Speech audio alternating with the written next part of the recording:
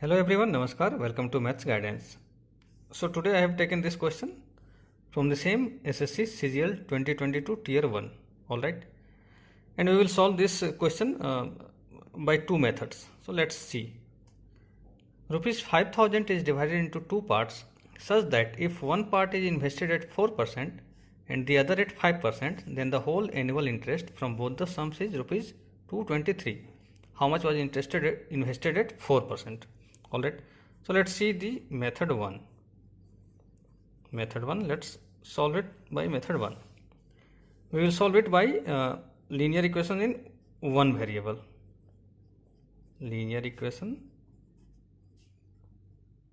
in one variable. Okay. So let's solve it. Rupees 5000 divide into two parts such that if one part is invested 4%.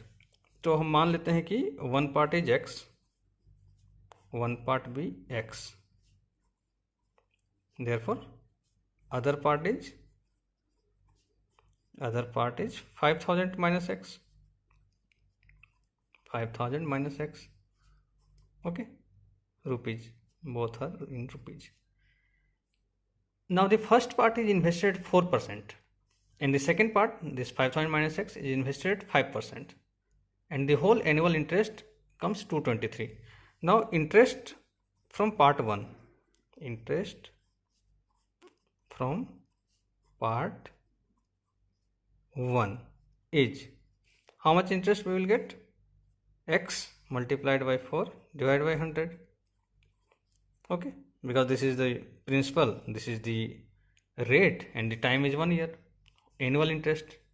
Okay, so it will come 4x by 100. Now interest from second part, part 2, interest from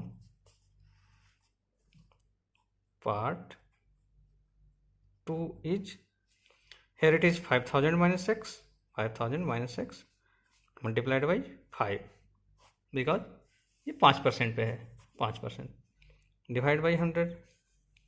तो इसको ऐसे ही रहने देंगे, 5000 minus x into 5 by 100. Okay, अभी according to the question क्या है? According to the question ये दोनों इंटरेस्ट मिला के रुपीज़ 223 है. According to the question we have पहला इंटरेस्ट 4x बाई 100 प्लस दूसरा interest 5000 minus x multiplied by 5 divided by 100, and that is equal to 223. Then the whole annual interest from both the sums is rupees 223. all right. तो अभी हमें इसी को solve करना है. तो ये 4x रहने देंगे प्लस ये भी रहने देंगे, 5000 माइनस एक्स मल्टीप्लाइड बाई 5, और ये 100 को इस साइड ले जाएंगे, 22320. ओके, तो ये हो जाएगा 4x plus 25,000 minus 5x, that is equal to 22,300. 5x इधर लाएंगे, 4x उधर लाएंगे, तो ये हो जाएगा x equal to 25,000 minus 22,300, that is equal to 2700, 27,325. Okay, therefore x equal to 2700, and we have to find out how much was invested at 4%. 4% means first part, means यही जो हमारा निकला x. Therefore rupees, this is the answer, 2700 was invested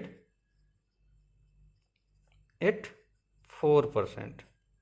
So this is the answer, 2700, and option B is the correct answer.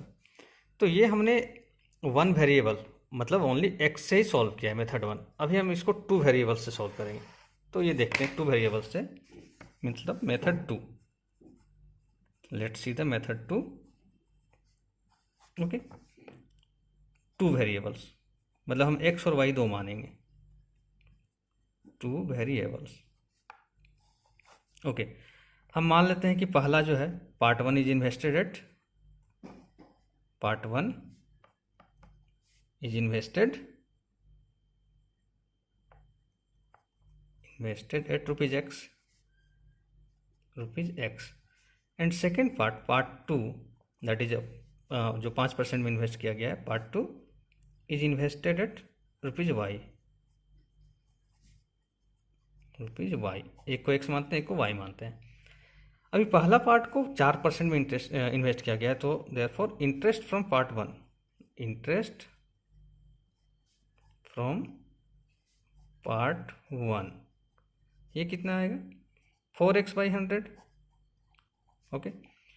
And interest from part 2, interest from part 2 ये कितना आएगा 5y/100। Now according to the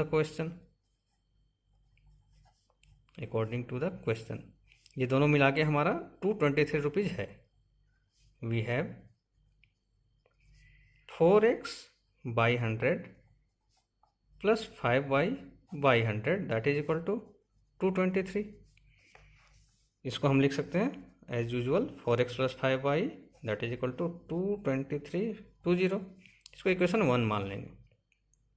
अभी दूसरा equation हम कहाँ से लाएंगे? दूसरा इक्वेशन लाएंगे also x plus y is equal to 5000, क्योंकि दो पार्ट हमने माना है, ये एक x एक y और दोनों मिला के तो 5000 ही है।